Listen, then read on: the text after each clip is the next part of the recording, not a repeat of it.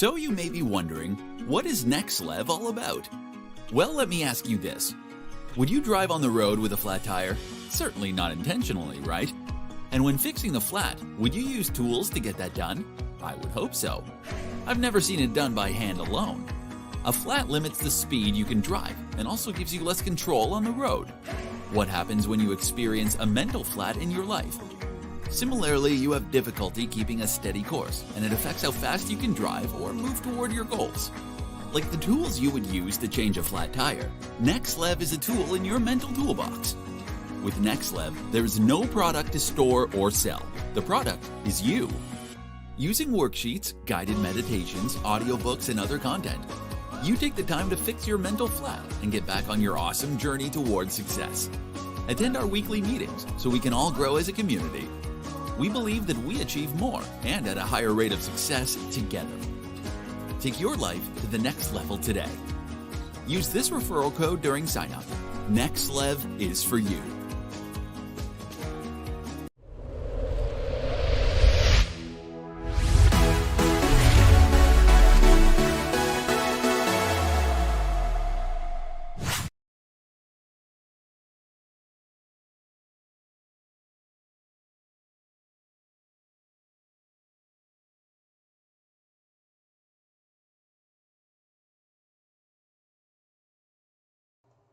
Okay, give me a thumbs up if you hear me on Zoom.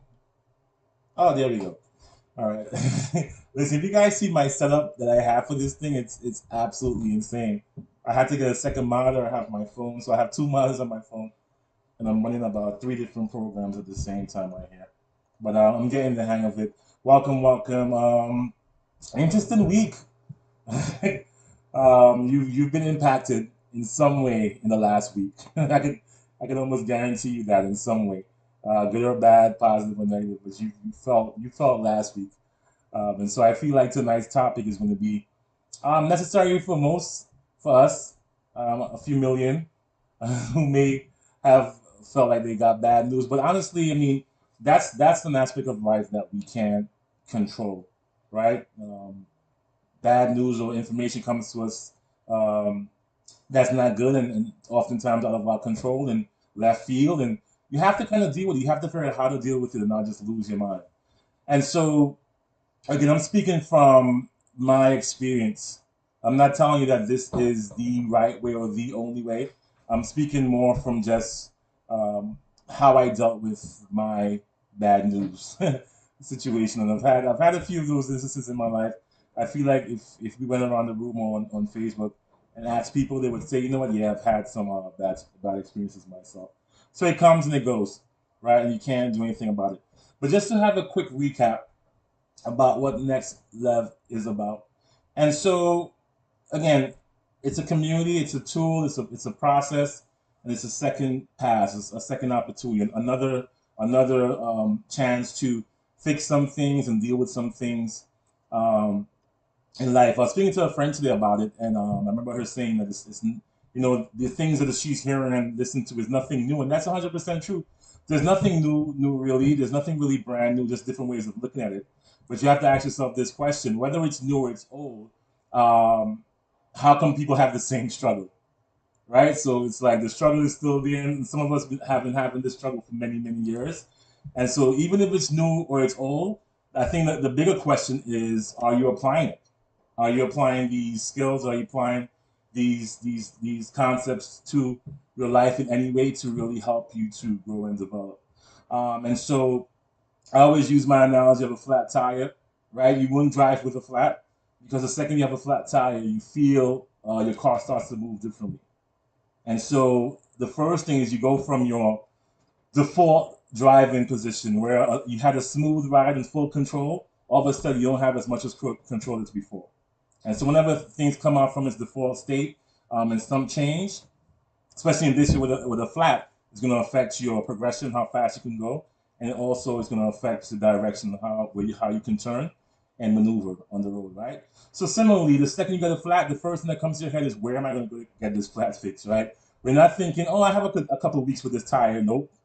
And so I use that because it's like I feel like we have to have um, the same type of energy when it comes to our mental flat, some things that short our thinking and stop our progression in our mind and stop us from moving quickly and stop us from being able to maneuver through life. When we have that mental flat, are we as alert as when we have a flat tire? And I feel like if we are, then just as we're able to fix that flat and get back on the road like in another 30 minutes, 40 minutes, I believe we'll also be able to get back on that our paths a lot faster too, if we have the same attention and focus to the issues. And so I always ask people, what is in your toolkit, right? What's in your mental toolkit? And the reason we have nexLv is because that's something that's in my mental toolkit. So it's not the only thing in there. And hopefully you have a lot of things that you depend on, that you use, that you go to in terms of, like, when things get rough and things get crazy, whether it's people or other techniques. You have to have tools in your tool. You have to have things that will help you. If you work from the back end and figure, okay, I have this issue, let me figure it out afterwards, and you're constantly working from the back end of things, you'll always be like working from behind, right? And that's just not a good place to be. So having a toolkit gives you the option. So when something goes wrong, I have the wrench in there. I have the whatever. I'm not super great on tools. Like, that's probably the one. A screwdriver. There we go. But you know what you have. The other day, my shower head, after fix the shower head, I went online. I didn't have the tools, and now I do. So next time I have to fix it, I know I'm able to do so. So I think also pay attention to what tools you have, what things you're using in your life to help you to deal with things. So just a quick review of last week. We spoke about bad habits. The topic was Breaking Bad, one of my favorite shows, by the way. And we spoke about breaking bad habits, and we said a bad habit is a pattern behavior that alters the way we operate physically and mentally, right? A false sense of comfort that is often linked to a lack of self-control and is designed to find external sources to validate its existence. And that's so true. Isn't it very easy to find somebody to do something crazy with? Like when it's time to party, when it's time to drink. I mean, if nexLv was like a social drinking club, I probably wouldn't even have room to fit the amount of people.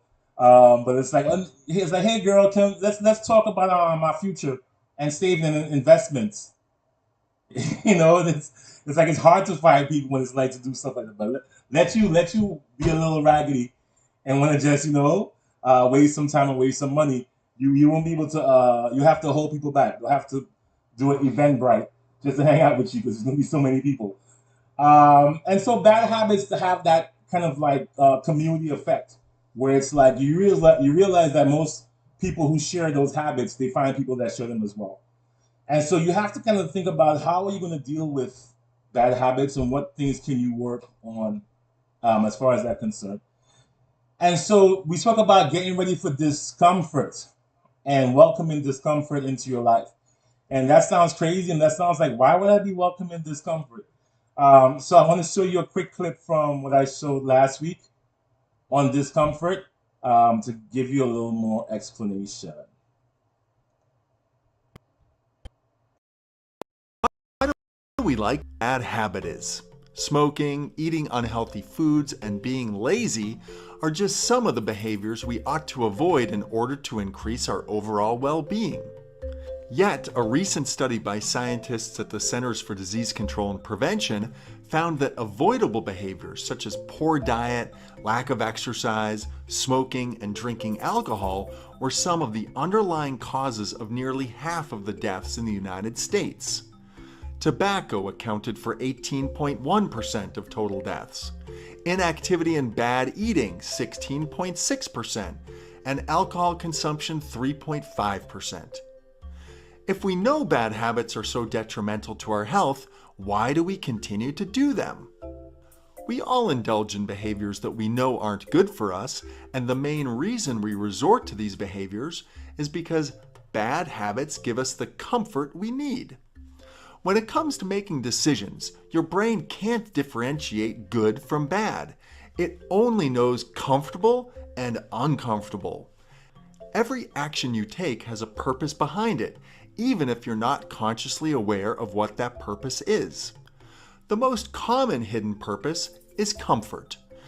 Our brains are wired to be reward-based, and our reward is the feeling of comfort that in turn triggers a release of dopamine, called the feel-good hormone. When you bite into a chocolate chip cookie, you get a hit of dopamine. When you get a like on Instagram, you get a hit of dopamine. The hit of pleasure causes us to crave more, and so we associate this good feeling with the bad habit. This explains why we continue to indulge in bad habits and find it so difficult to stop. It feels comfortable, and we essentially get to exist in our safe zone. In other words, you get attracted to the reward despite knowing it's bad for you.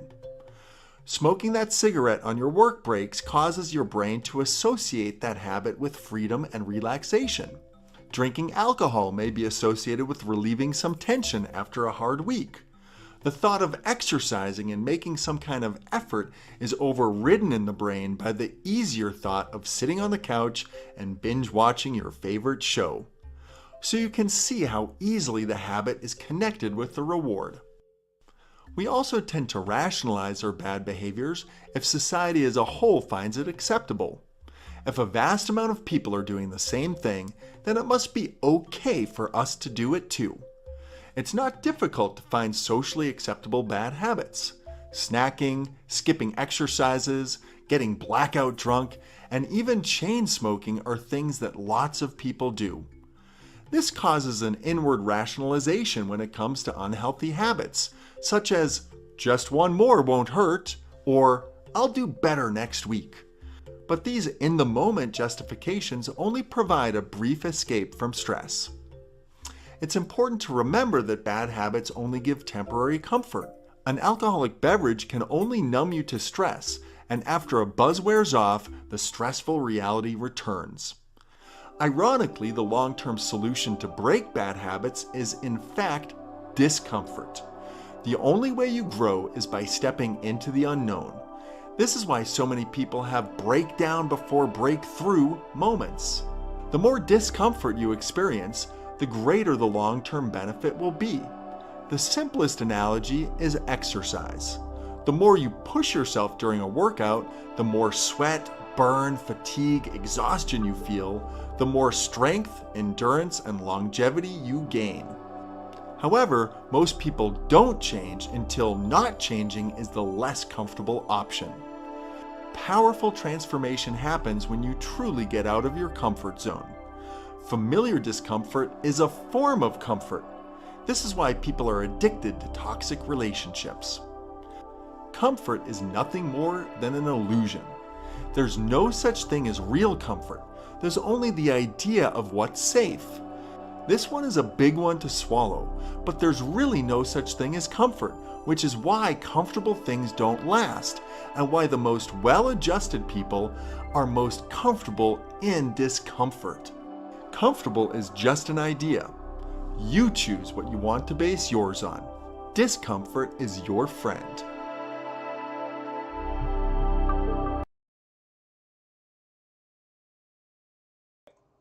That was so cool, that video. And just realizing how the brain learns and how the brain deals with things. I just want to quickly shout out those people who started following the page: Michael, Naomi, and Michael Harley also. Thank you for following. And just to my Zoom audience, Annette, Winston, Ayane, Devon, David. What has been, if you were here last week, what has been your interaction with discomfort over the past week? And has it been something that has been helpful in terms of helping you to deal with breaking those bad habits?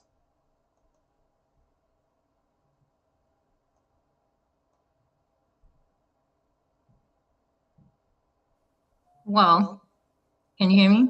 Yeah, I hear you loud and clear. This was really, really helpful for me, and definitely an eye opener, I think. Just largely, once you start to actually, consciously and like deliberately, try to identify, those bad habits, by going through the whole observation process and everything, it really kind of just it puts it puts things in such a perspective that now you can't turn your eyes from it now.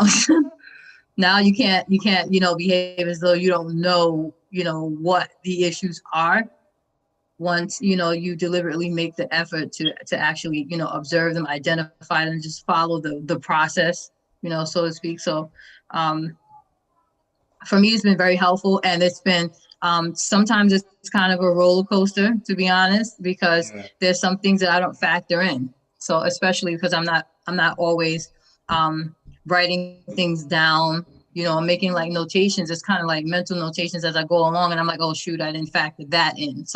Um, so it's actually helping a lot. It's making me like super conscious of exactly what it is that I do, how I think, and what I'm even thinking about. So there's so many aspects. I'd be here all day, but but for sure, like just going through the process, the different steps that you've kind of like highlighted, the observe, identify, mitigate, unplug. That's kind of really been like that's like the work, but actually putting, the putting legs on it now is what I'm endeavoring to do. And it really is a daily process. It is, Yeah, and so but it's it's like great.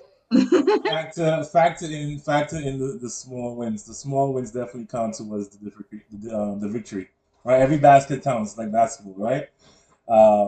It's a 4 hour, it might be 2 hours, the game, and that first basket is like, oh boy, we're in for a long night. But it's like, after a while, when the score is up by two and it's like 30 seconds left, it's like that first basket is just as important as whatever's going to come right now, right? So similarly, it's like, but I agree with you, Ayana. It's putting legs on it, right? You do the work, you think about it, and it's the action part. And I think that's what most people struggle with is the action end of doing anything. Like we're really good at thinking about things and oh, that's gonna be cool. Yeah, I like that. But to actually sit down and do the work to flesh it out is where it's like, oh boy, it's a bit of a struggle, right? So welcome discomfort. Now, this week we're talking about Breaking Bad Part Two, and we're saying uh, the question is, what is bad news, right? How do you cope with dealing with bad news? And I kind of alluded in the beginning to the fact that last week was a very interesting week for this entire, I feel for the whole world. Like, everything paused for like 3 or 4 days, and people were just waiting to see what the occurrence was. And um, this concept of bad news happens to anyone. It's not. It doesn't just happen to bad people. Actually, they often say that bad things happen to good people, right? So it's like it's going to happen at some point. It's going to be something out of your control. And so we want to talk about how do you deal with handling bad news, and I'll talk about how I'm dealing with it because I still had some bad news that I got recently that I'm working through, and so we'll talk about that. So first, we're gonna define what is bad news, right? Bad news is newly received information that adversely and seriously affects an individual's view of his or her future. So it's like when you hear something, and all of a sudden the flash comes in, boom, and your entire future has changed. And so, like for me, when I got sick back in March, and I figured I had COVID, I'm like, okay, I'm watching the news. People are getting it, losing some taste, coughing a little bit. I was very optimistic. I didn't think it was really going to have like a serious effect. And then when the doctor was like, so you have kidney failure, and it's like boom. Now my entire the vision of my future just changed completely because now it's like now there's dialysis and there's these weekly meetings and there's tests and fistula and all these concepts, things I never knew about. Now it's a major part in the daily part of my life, right? So it's like, how do you deal with it when that information comes at you and gives you a different view of your future and gives you a different view of and not even just different, but it's negative, it's adverse, it's against what you were hoping, against what you were thinking was going to happen. My thoughts was, COVID is here, we're shut down, I'm gonna buy my workout equipment. So I went to Models looking, and they were closing out. So I went to Models for equipment, came back home deathly sick. So It's like my view was to like use this opportunity to get some weight or lose weight, but instead something adverse happens, right? So that's what bad news is. It's that. The first thing bad news affects is your mental state, right? Through your senses, through what you hear, through what you see. So the first thing that happens is what's in your mind. And that's why nexLv is really looking at the mind as the main part of our focus. The things that we need to fix is here first. That's the battleground, right? Because you need time to actually see the bad thing manifest itself.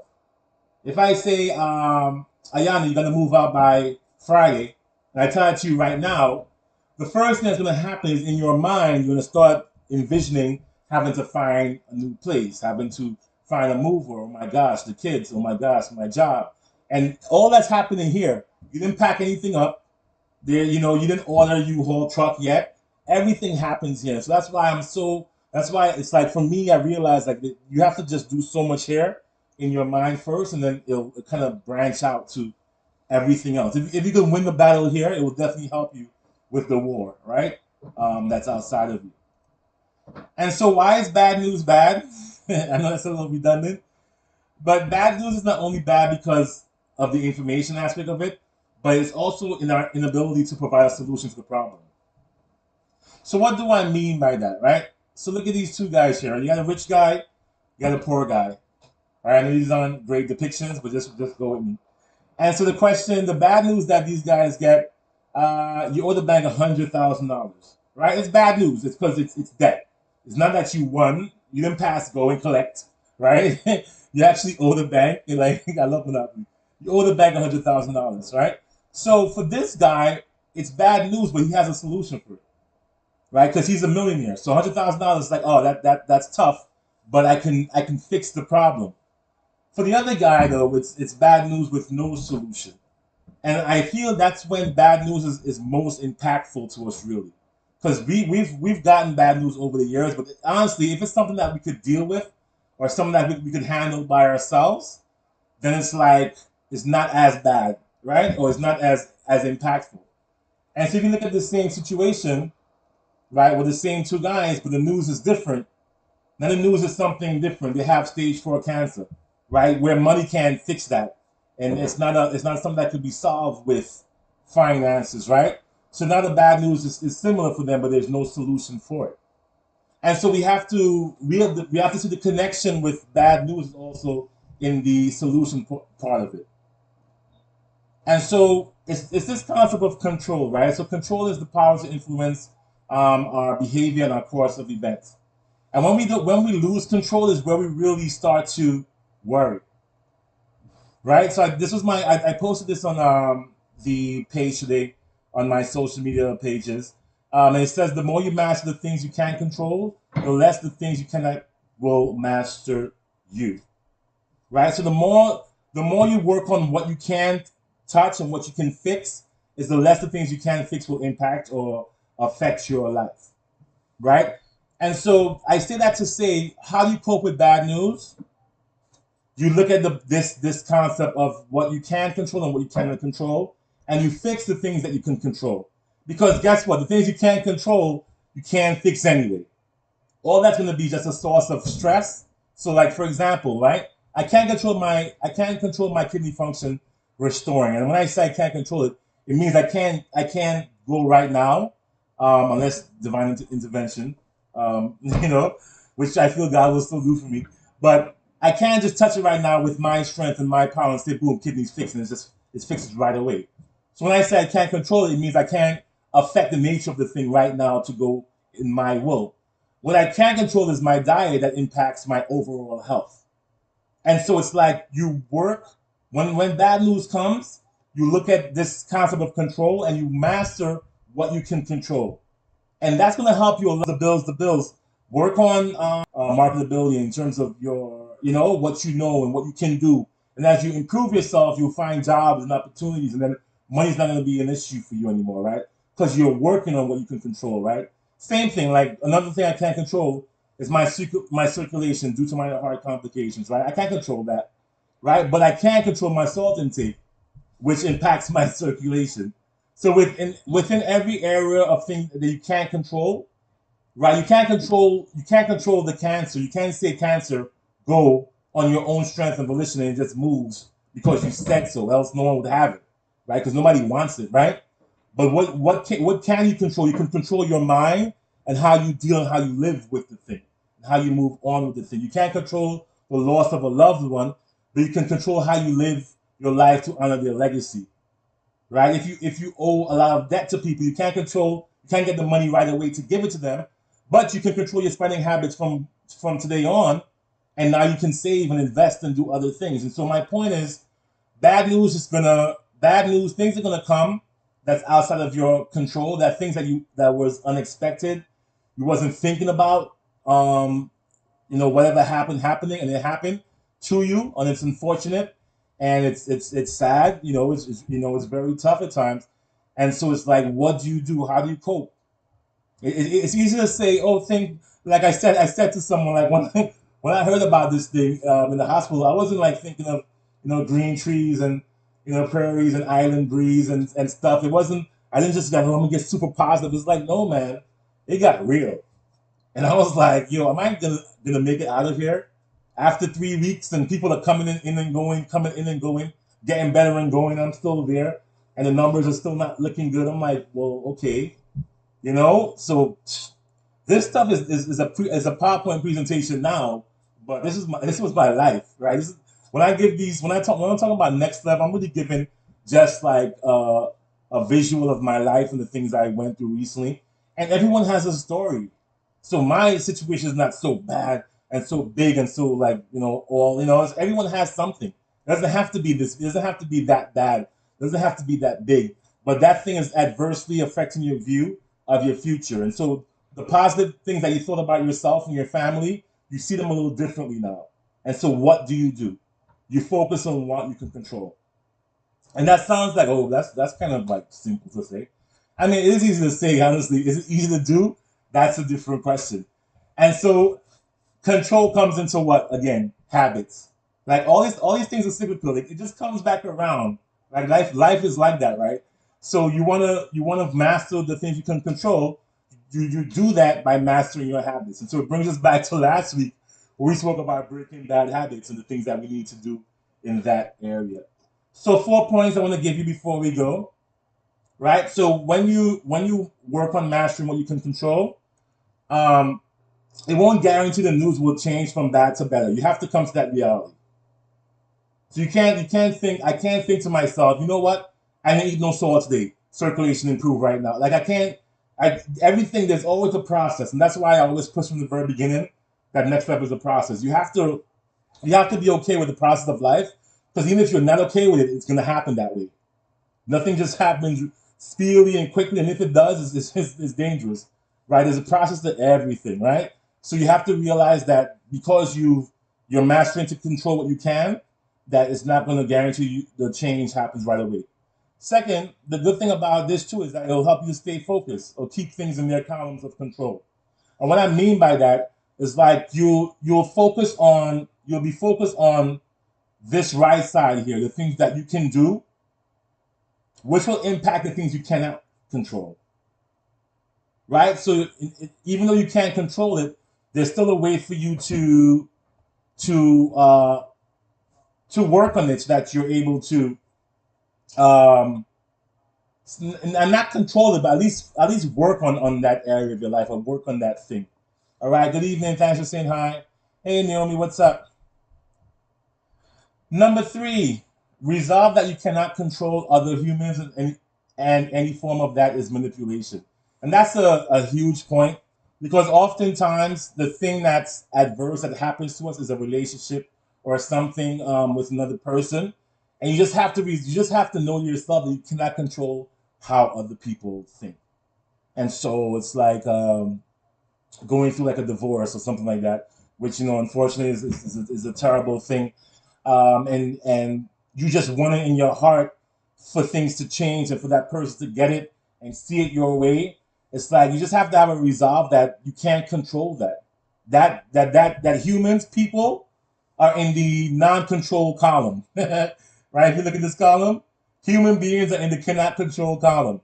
So that's something that's by default, right? And you have to know that and you have to believe that. Because if you don't, and you try to control people, you only do that through manipulation, and that's just a whole other road. That's a whole other subject that you just don't want to travel down, right? So it's always internalized. That's why I always talk about myself. Always put my life and my situations in these columns because I want you to understand that that's how you have to do it for yourself as well. It has to be done through you and through your thoughts and through what you think. All right. So, what do you guys think about this sense of this topic of dealing with bad news? You could either tell me how you've dealt with bad news, and through what we spoke about tonight, what can you kind of implement to help you to make any changes with that?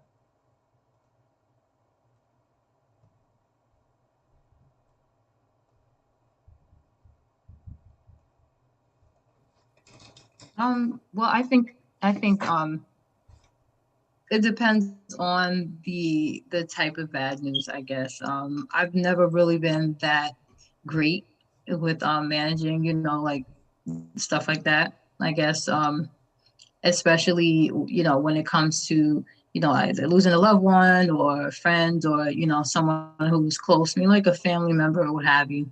You know, when I really think about it, I fortunately I haven't had a lot of like devastating like bad news in my life, but I think that I've gone through enough um to realize that to some degree there's always been a part of me that kind of just tucked it away, almost like like I'll deal with this later, so and it doesn't it's not good because it manifests in other areas, of your life where you don't even realize that, the root cause of why you do what you do or certain ways that you react or respond is a result of not actually managing bad news right, or at least in a way that's healthy. So um, it's it's something that I haven't really given much thought to until now, now that I'm older. But I know throughout my childhood years, I remember um, being the type of person that was like what I call emotionally dishonest. Like I would never really express how I felt, with bad news. I would kind of just tuck it away and almost you pretend like it's not really happening, and I just kind of leave it there. And then I'll find it surfacing like 6 months later, like way after the fact. So, so that's definitely a topic for me that it's definitely recently, I guess, a hot button topic because I've these things have kind of just like been resurfacing, and it's like I'm putting my finger on it now, and that's one of them. The way that I manage bad news. So it's interesting that this came up for this week's meeting because it is something that I've been consciously thinking about, and there have been like things from, like I said, from my childhood that actually like losing loved ones and kind of feeling like, they left me, and saying to myself that I'm never going to feel this way again. Like imagine a 6-year-old saying that. But like as I'm recanting, like, I'm thinking about those situations that I experienced, losing people that I really love and just, taking it and making these declarations to myself as a child, like I'm never going to feel that way again. So the next time that I had any bad news or the next time that I experience any, like, maybe losing a loved one or even friends and so on, people would kind of be looking at me like, are Yeah. you okay? Like, and it's a result of the way that I dealt with things even in, as a child. And now I'm actually facing those things and learning how to manage it. So And I'm definitely one of those people. I mean, I am a Christian, and you know, and I believe in God. I believe in the miraculous power of things He can do, and so forth. But I also believe in therapy. I believe that just like He gave us the wisdom for the guy to make the bus, and so we're not going to say to ourselves, you know what, God is on there, He's God. I'm not taking the bus. I'll wait for Him to teleport me. No, we get a Metro card and we take the bus. Why, right? Common sense.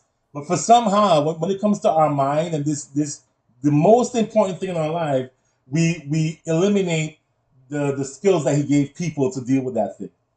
And so I'm like, I'm huge on that, and that's something I've been looking. I'm going to be doing actually going forward is therapy. And so I mean, next level is definitely not um, to replace anything of that nature. It's more of just a tool to help you to, as you say, to think about things that you usually don't think about, and to see things in a little bit of a different way. And so the one thing I got from this sense of bad news and how to cope with it was like there's always things you can control and things you cannot control. And if you focus on what you can control, it will help you to deal. It's a starting point to help you deal with what you can't control, right? And it may never change it, and that's just the reality of the situation. But at the same time, you are moving forward, and that's always a good place to be in terms of mobility. Is that you're moving forward. You're not standing still. You're not moving backwards. You're moving forward. Have you gotten to your final destination? Are you where you're supposed to be? No, not yet, but you're moving forward, and so that's possible, right? And so, as always, it's 7:40. It's been an awesome 40 minutes sharing really quickly with you guys on these 2 points of discomfort and dealing with bad news, and we can see how it kind of works in terms of trends and so forth. Um, a lot of the concepts and things that we speak about, you can find on the website at nexLv.com. Sign up, all right? And that's the referral code. And so you could go on the website and there's audiobooks and worksheets, and the language you hear me using, like trends and um, you know habits and these things, or even we have worksheets about level up language and buoyancy. Like there's a lot of different concepts, a lot of different things that you may not have thought about, and how it applies to life and living and to improving your life. And so it's all online if you are willing to just sign up and check it out, right? It's $22.99 a month. It's the price of what costs $2.99. I don't even know. I know a gym membership is like $20. So it's like a bag of chips and 2 Arizonas. Actually, chips is expensive now. You realize chips used to be like 25 cents. Now it's like 75 cents. 125. Who has 25 cents extra for a chip? All right, let me not let me not digress. All right, so yeah, $2.99. All the contents on there, and it's gonna help you to look at things differently and hopefully help you to improve your life and like take it to the next level. And if it does not, that's fine. Like this is not for everyone. Every brand is not for everyone. Every shoe doesn't fit. But try it on and see how it looks on you, right? Um, and so, any questions or any comments about the online tools, about the process? Feel free to contact me through private message or on Facebook or Instagram, or also on the app. You could also message the admin on the app, and someone will reach out to you and answer your questions. And so, thank you as always for your 45 minutes. Today it's like a little around 41 for this brief time. Uh, Coming out to just check out what next level is all about. Again, it's all about like us just talking and just figuring things out together and applying certain concepts and certain things that we can use to help us to improve and deal with things a lot better. I'm feeling a lot better mentally, and because of that, I'm starting to feel a lot better physically as well, and my numbers are starting to improve and look better. And so I really believe like one day I'm going to come on here and say, listen, I'll have to even get a kidney transplant anymore, right? So that's the power of the mind. There's a documentary on Netflix called Healing. That thing is crazy. So you guys should check that out. It's pretty much about people who have like major diagnosis of like some crazy things, and just through mental work and thinking, were able to like change the situation around them. Pretty much, in some instances, cure themselves. So the mind is a very powerful thing. I mean, if you watch the science and if you pay attention to that stuff, doctors and they're still amazed at the things that the human mind can do. Which I'm not sure why, because if you look at the entire world around us, this is all the human mind manifested, right? Every car you see, every plane that flies, it's someone's thought, It's someone's idea, someone's invention, innovation, right? That's all human thinking. And so if we can do so much thinking to expand our external world and move everything around us into a higher level, then why is that limited to everything outside of us? Why can't we use that same power internally? Right? It just makes sense that we should have similar effects on ourselves. And so I hope that we can do that, and we can look back in a year or two and say, you know what, wow, I'm a way better person, and my goals are like in my face, and I'm accomplishing things on a regular basis, and I'm in a real good pattern of life, you know. And so that's why I do what I do, and that's what I'm looking for in terms of you guys doing this with me as well. All right. So thank you for joining. Have a good night. Enjoy the rest of your week. And log on to the website, check it out, listen to the audiobooks. It's really good stuff. Trust me, you'll catch some things from the audiobooks online and the worksheets as well. All right, good night, guys. Thank you so much for joining. Good night. So you may be wondering, what is nexLv all about? Well, let me ask you this. Would you drive on the road with a flat tire? Certainly not intentionally, right? And when fixing the flat, would you use tools to get that done? I would hope so. I've never seen it done by hand alone. A flat limits the speed you can drive and also gives you less control on the road. What happens when you experience a mental flat in your life? Similarly, you have difficulty keeping a steady course, and it affects how fast you can drive or move toward your goals. Like the tools you would use to change a flat tire, nexLv is a tool in your mental toolbox. With nexLv, there is no product to store or sell. The product is you. Using worksheets, guided meditations, audiobooks, and other content, you take the time to fix your mental flat and get back on your awesome journey towards success. Attend our weekly meetings so we can all grow as a community. We believe that we achieve more and at a higher rate of success together. Take your life to the next level.